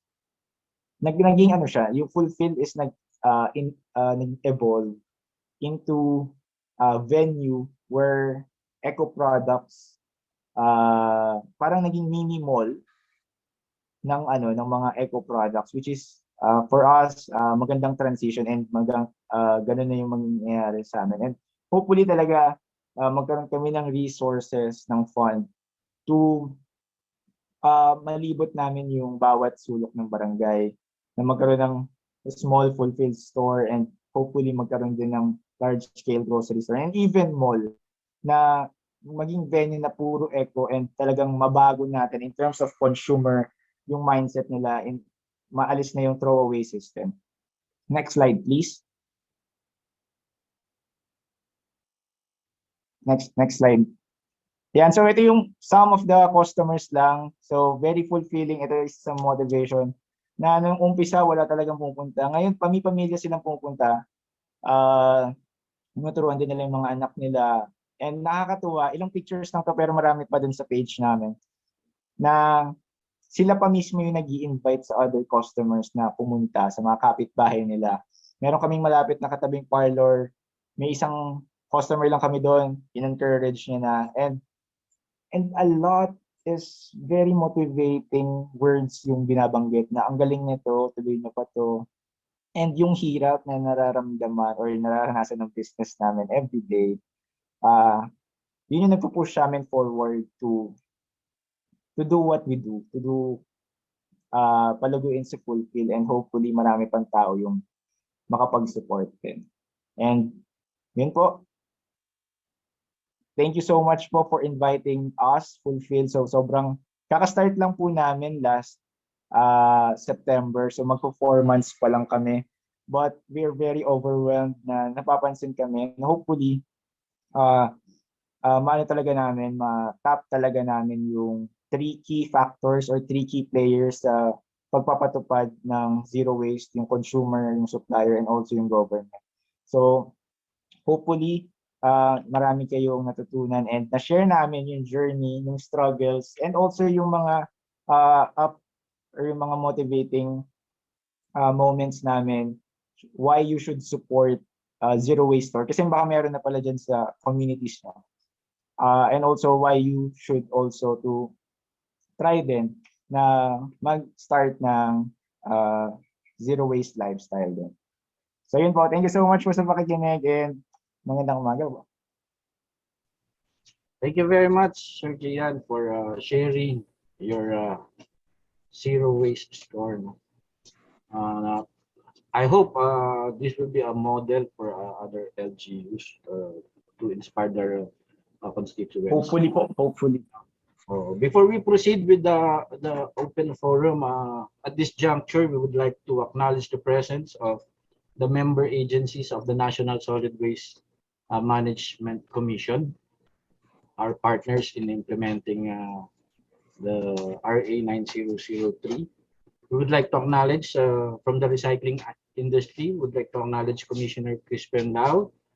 From DOST, Department of Science and Technology, DPWH, Department of Public Works and Highways, DTI, Department of Trade and Industry, DILG, Department of the Interior and Local Government, DOH, Department of Health, LCP, League of Cities of the Philippines, LMP, League of Municipalities of the Philippines, Manufacturing and Packaging Industry, PIA, Philippine Information Agency, TESDA, Technical Education and Skills Development Authority, Director Biani Gofredo. I can see you online. Thank you very much, sir, for joining us today's activity. Of course, from the NGOs, the non-government organizations who are present right now. From MMDA, Metro Manila Development Authority, would like to acknowledge. Thank you very much for joining us for today's activity. So, Sir Gian, can I shoot the first question since parang wala pa ako nakikita sa chat box ng question ng ating... Sure po. Manahiya na sila. Yeah. Pero hopefully makapagtanong pa sila and I hope na increase ko din yung interest sa zero waste stores and how you can support them. Ang gusto ko lang, ang tanong sa iyo, what are the challenges in this zero waste store? Major challenges. Yun nga po, sa Philippines po kasi sobrang hindi pa familiar. In terms of suppliers, nakakagulat na hindi sila open, na hard no kami ng mga malalaking companies. And also yung kahit maliliit na hindi practical, hindi daw in terms of business, kasi mostly yung iniisip ng marami and yung business. But for us, ang struggle talaga is how you balance yung advocacy and yung business. sobrang gusto namin maging totoo dun sa advocacy, and at the same time mabalance yung business na maging sustainable or parang ma-self-fund niya yung pag-grow. And we understand din as a business course yung kung bakit inaayawan kami or parang hindi pumapayag yung mga suppliers ng zero waste. Kasi in terms of delivery, logistics, sobrang talagang mas mapapamahal sila. But we really hope na kapag through our store, makapag-encourage kami ng enough demand for us or for them to look na okay, mas sinusuportahan na yun ng tower, parang kasi ganun lang natin sila ma-encourage, and that's what we believe. And hopefully itong lumago pa talaga yung si Fulfill, kasi hindi lang in terms of business but in terms of advocating yung parang itong zero waste. Yun po. Okay, thank you very much, Sir Gian. Talagang napakarami rin palang challenges ng ating zero waste store. Before I call on Sir Robbie, just would like to announce, may we request your feedback in this webinar by accessing the link at the chat box. Ayan po, care of Sir Alwin Robel. Thank you for creating the feedback form. Please, we request all our participants to please fill up. Just click the link, okay? And yeah, we now acknowledge Sir Robbie from Task Force Tayo ang Kalikasan. Sir? Naka-freeze ba si Sir Robbie? Yan. Okay na, may audio. Yeah. Okay, thank you, Hi. sir. Go Yeah, ahead. Gian, good morning. Robbie, Task Force Tayong Kalikasan. Yung journey nyo medyo challenging talaga, no? Yung hirap. But some insights lang dun sa mga product doing bulk packing. Ang experience ko dyan before when I was with consumer goods, they're trying to preserve yung integrity ng produkto nila. No? Katulad sa palengke, before yung mga cooking oil, hindi yan nagbebenta ng tingi. But about 5 years ago, nagsimula sila na nagtitingi sila ng mga mantika. You just bring your own bottle, tapos bibigyan ka nila ng mantika nila. Kunyari, mga 1 liter, if you bring your own 1 liter bottles. No? Ngayon, nakikita ko sa mga pet shop din, yung hindi makabili ng malalaking sako, pwede silang makabili yung tingi din. So I guess you have to find yung products that are amenable dun sa konsepto natin ng zero waste. Maganda na yung naging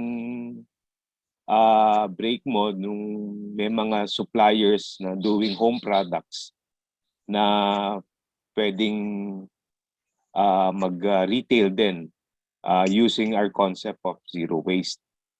So itong mga home products na to that are made, I think they are the more agreeable dun sa mga terms na sinet nyo dun sa fulfill. Pero sa mga nakikita natin sa paligid, like I told you, itong mga mantika na nabibili sa palengke, itong mga pet food na pwedeng itingi, I think those are, sabi mo nga, step closer dun sa ultimate goal na yung zero waste at saka yung refilling, no? So just go ahead with that. Just try to open your market dun sa mga manufacturers ng mga home products, yung mga home producers. I think these are your suppliers na kaya naman nilang gumawa ng mga generic na packaging or bulk packaging. So yun lang. I think some of the manufacturers also protecting the integrity of their products. Kasi minsan nandyan yung pilfer pa no, nung nagtitingi yung mantika eh. 'Di ba? Mahalo. Instead of ihahaluan or ano. So, protection din yan yung manufacturer. Hindi natin maiiwas yung ganyang mga not so good practices. Opo. And sir, we totally understand and very open na, and kapag sinasabi nila na gano'n nga, we totally understand and hopefully gain na namin yung trust nila where we can have their items na ano. Pero yun nga, one step closer, makita nila na baka may pwedeng baguhin sa production nila, which is parang gano'n. So hopefully, step by step makuha namin yung gano'n. And meron kaming mga products din, sir, na in terms of sack, gano'n namin siya nakukuha. And talagang naghahanap na lang kami ng ways to, kasi meron din kami na experience, sir, Robby, na talagang ibibigay lang nila sa amin ng hindi ko na banggitin kung sino, parang ibigay lang nila sa amin para gusto nila sumali sa zero waste store namin, but ibigay lang nila in maliliit na packaging. Parang gano'n. So parang gano'n din. Pinili din ng consumer, kami lang yung nagbukas. So yung mga ganong type, yung parang for us, o baka hindi po muna. And kami din yung nagta-turn down sa ganong suppliers. Pero yung in terms of malalaking, katulad yung sa mga pet, hindi lang namin tinuloy, actually, baka hindi pa ganun ka, yung pet. Pero ganun din yung gusto namin mangyari is, kung wala pang waste to have, instead of sack na refillable containers balik, ganun yung gusto namin ma-communicate, sinasuggest din namin na ba't hindi ganito? Katulad din sa laundry soaps namin sa Robby. Nakukuha namin siya na naka-drum. Yeah. Detergent siya. Then circular economy na buwabalik yung Then yun yung hopefully ma-improve ng and makukuha namin yung tawag nito, yung trust ng other companies na pag-fulfill or parang pag ganitong zero waste. Their items will be protected as well, parang ganun. So hopefully malapit na tayo doon, Sir Rob. Thank you po. Yeah, it's just a matter of building your track record. Yes po. Oo. Okay. Thank you very much, Sir More Robby. power to you. Yeah. Thank you, sir. Very much. Major challenge yung na-point out talaga ni Sir Robby, no? Talagang kailangan merong integrity yung store, no? So dapat confident yung magiging customer mo or clients mo with regards to your product quality standards. Nakaka-inspire naman from DNR Region 9. Thank you po, sir. From MMDA, good job. LGU Pulanggi, sana matalungan kayo mga aspiring na entrepreneur na gusto mag-engage sa zero waste business, lalo na po magkaroon ng connection sa mga manufacturing para maging competitive ang business. Yeah, we wish you all the luck, sir. From LGU Menro, medyo putol. Maramag, Bukidnon. Thank you, sir, for sharing a very inspiring effort and advocacy. Talagang maraming effort sa zero waste store, no? So sana ma-improve natin at maging model ito sa ating mga ibang agency. Again, we would like to request to all our participants by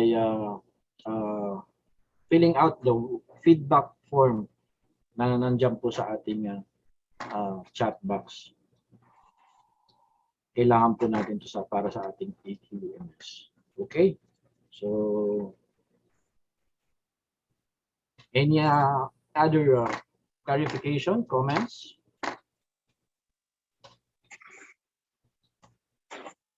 From Nasir Mabol, sana sir may contact kami sa iyo para if mag-engage kami. We have a Facebook page, so please Ayan. as well. Fulfill Zero Waste, double L kami, Fulfill Zero Waste. So search na lang yun. We have Facebook, Instagram, also email, fulfill.zerowaste@gmail.com. We also have TikTok. So kung gusto nyo, may TikTok kayo, kung gusto nyo Tignan mo yung mga upload mo ng TikTok, sir. Talagang na very in. Pero hindi sayaw-sayaw yun. Puro story yung nakalagay. Yeah, oo. Puro products. So hopefully mag-grow namin yung in terms of social media kasi Weirdness. yun din, ano din, Saan matap exactly namin ito yung sa audience. Bulacan, sir? Saan Ano exactly po? ito sa Bulacan? Sa Santa Maria, Bulacan, tapat na Santa tapat kami Maria. tapat na tapat kami ng munisipyo sa Santa Maria Town Center Building, second floor. So hopefully, natanong ko kanina kung may taga Santa Maria. So Okay, Santa Maria. Okay.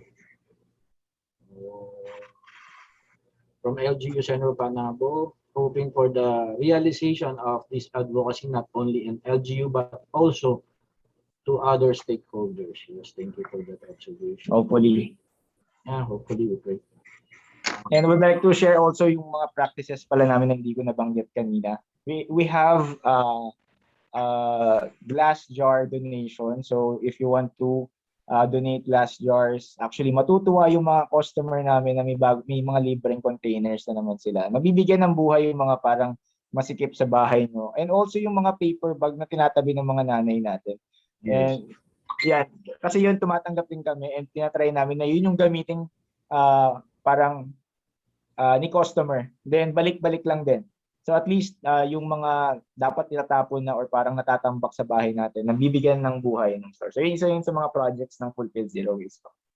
And if you have then, you can message us na lang, follow nyo din yung Facebook page namin. So yun. And may tanong pa ba, sir? I would like to lang din to give thanks for inviting us kasi nakaka-overwhelm na ganito yung sagot na ng tao or parang napapansin na agad yung natin, yung naging namin, actions namin.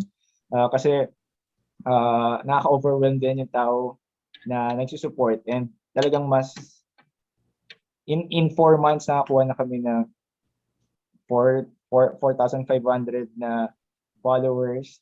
So talagang very hopeful yung future na may interest na yung tao and talagang application na lang talaga, one step closer yung try natin every day. Yes, thank you. More power to you, Sir Gia. And we would like to call our OIC Division Chief, Franchise. Ma'am Juvie Serafin. Yes, Vani, good morning, everyone. We also would like to inform everyone that the EMB Central Office has also have our Facebook page. So please also like and share our EMB Central Office Facebook page. Thank you po. Yun lang po. Okay, thank you very much. From EMB, SWMD, Tony Roll, open for franchise po or support lang po pag interested? Actually, marami na nagtatanong yun sa Facebook page and thank you for asking din. And sa mga gusto mag-franchise, currently what we sinasabi namin is in terms of business kasi 4 months pa lang si store. So parang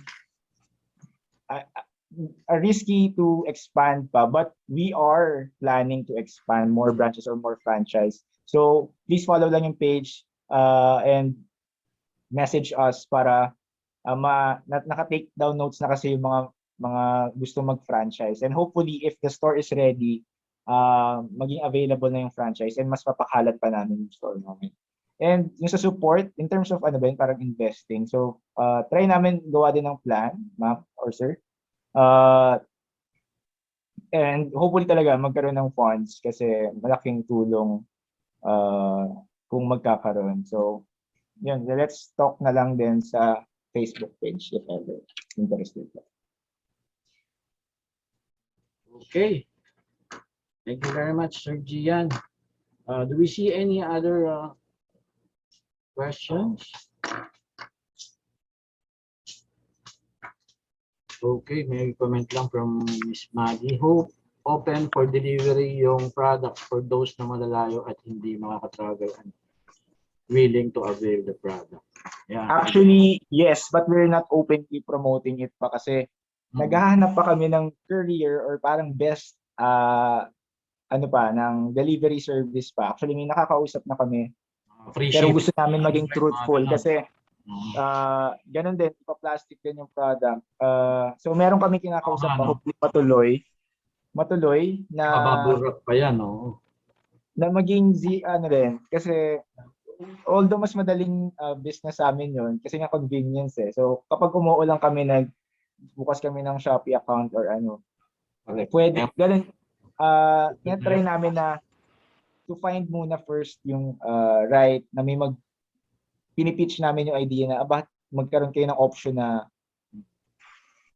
instead na ganito, nakabayong or basta parang gano'n, reusable packaging solution. So hopefully, ma-encourage din namin yung mga online providers ng ganong option. So isa yun din sa try namin i-work, and hopefully ma'am, maging open na. Pero we deliver kung may products kayong gusto, just message our Facebook page po. Hindi pa namin openly pinopromote, but yun nga, naghahanap kami ng solutions pa. Okay, from Sir Teddy Benjamin, may the tribe of fulfill zero waste in matter of pursuing the advocacy increase. Kudos. Thank you very much, sir, for that comment. Okay, so in this regard, the Department of Environment and Natural Resources award this certificate of appreciation to Mr. Gian Pierre Arguelles, owner, fulfilled zero waste, in grateful acknowledgement for sharing his time as speaker during the webinar on the introduction to an ecological and sustainable lifestyle with the topic environmental journey of putting up a waste-free store.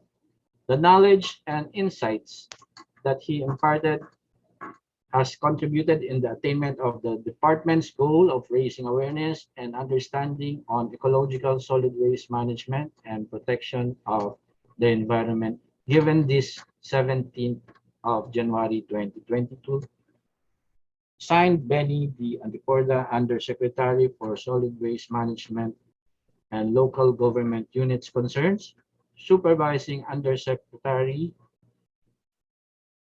for Strategic Communication and Initiative Service, and Task Force Tayo ang Kalikasan. Palakpakan natin si Sir Gian for sharing this knowledge.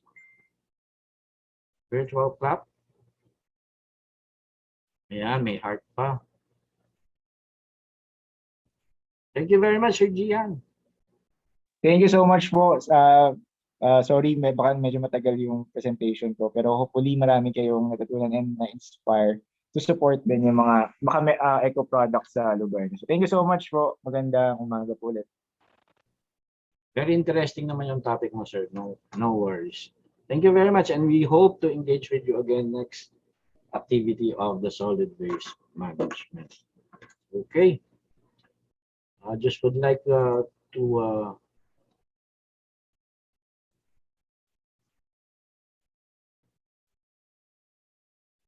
okay. These activities are being held by the Solid Waste Management Division through the assistance of the EMB Environmental Education and Information Division, the DNR Strategic Communications and Initiative Service, and the Task Force Tayo ang Kalikasan. So, at this juncture, we would like to call our Assistant Director for the way forward and the closing remarks. AD Wisminda Osorio, Assistant Thank you. Director. Thank you, Van. Thank you very much. So I think good noon, everyone. So I think we are now in the conclusion of our webinar. So we have come to the end of this webinar. So, but first of all, I would like to express our deep gratitude or appreciation to all our resource speakers. Si Miss Alexandria Carlos and Mr. Gian Ardiles. Thank you very much for sharing your knowledge and the skills and of course your experiences on the topic of your uh, expertise. So I would also like to thank everyone for attending this webinar, to all our partners, colleague from the government, local government units. Maraming salamat po sa inyong lahat for joining in this webinar. I know that your enthusiasm and commitment to listen to our resource speakers on this webinar on introduction to an ecological and sustainable lifestyle are well appreciated. As of course, as an average of Filipino produces an average of 0.4 kilograms of solid waste per day. So summing this up to the current population, which is 110 million na yata tayo ngayon. So we are expecting that every day we are generating waste, and I think based on our record, there are 44 million of solid waste piles up on land. So, but then we are fortunate enough that some of them end up in the recycling facilities, materials recovery facilities, or sanitary landfills. But then these establishing types of facilities will not solve the problem in solid waste management. There will be a time that these facilities will not function or reach already in its maximum capacity. And of course, alam naman natin that these facilities are not sustainable, as it sounds, since they produce greenhouse gases also from treatment and natural biodegradation of waste. So take note that we are dependent on our nature. Our food and resources came from it, but overconsumption made it scarce.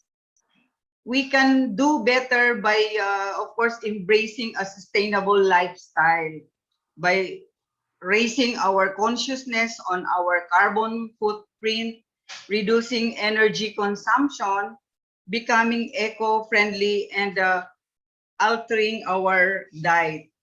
So now I am expecting that all of you to be more conscious and be inspired by the presentations about sustainability. I know that the resource speakers proved to us that waste minimization can start with us by raising our awareness and avoiding consuming materials that are not necessary. And most importantly, we put them into action as our respective takeaway or homework in this webinar. So as part of the government support towards sustainable lifestyle is through the passing of the National Solid Waste Management Commission Resolution number 1363 of series of 2020, or the resolution directing the DNR to prepare and implement the banning of the use of unnecessary single-use plastics by the national government agencies, local government units, offices, and all other government-controlled offices. And of course, we will embrace sustainability on the real-time reporting of data and statistics of solid waste management facilities, and eventually inspection of areas reported unclean.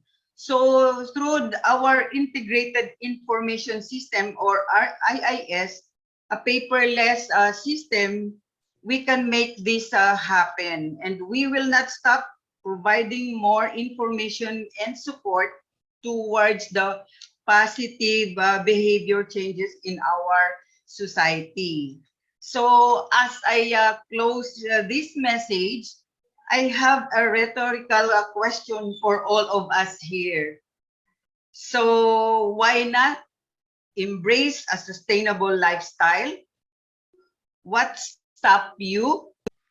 And as a guiding principle, I would like to share you this simple message of encouragement for all of us here. Before you buy, stop and think. Consider how much you need it before charging it to your wallet or your credit card. Likewise, before you throw, stop and think. We can repair, we can reuse, we can repurpose, or we can recycle before we end its life, before it ends its life. So with that, again, on behalf of the Department of Environment and Natural Resources, Environmental Management Bureau, I would like to, of course, thank all of you. And I formally close this webinar with the wishes of good health and safety to everyone during this time of uncertainty. So thank you very much of your active participation, and may God bless us all. Thank you. Back to you, Bunny. Assistant Director Ms. Minda Osorio. Thank you, ma'am. Thank you. Thank you very much, ma'am. And of course, we would like to thank everyone, the local government units, our counterparts, the EMB Regional Office, DNR Regional Office, our stakeholders, our NGOs who are present right now. So everyone, please join us again on January 21. There will be a webinar on knowing more about alternative packaging. We hope to see you again next activity. Okay, so stay safe po tayong lahat. Nandiyan pa rin po si Omicron, no? Yung mga nag-skeletal duty, please stay safe po at dahil tayo po ay uuwi sa ating mga bahay at para hindi po ating ma-infect ang ating mga mahal sa buhay. So our colleagues who are not feeling well right now, we continue to pray for your speedy recovery. Ingat po tayong lahat and stay safe.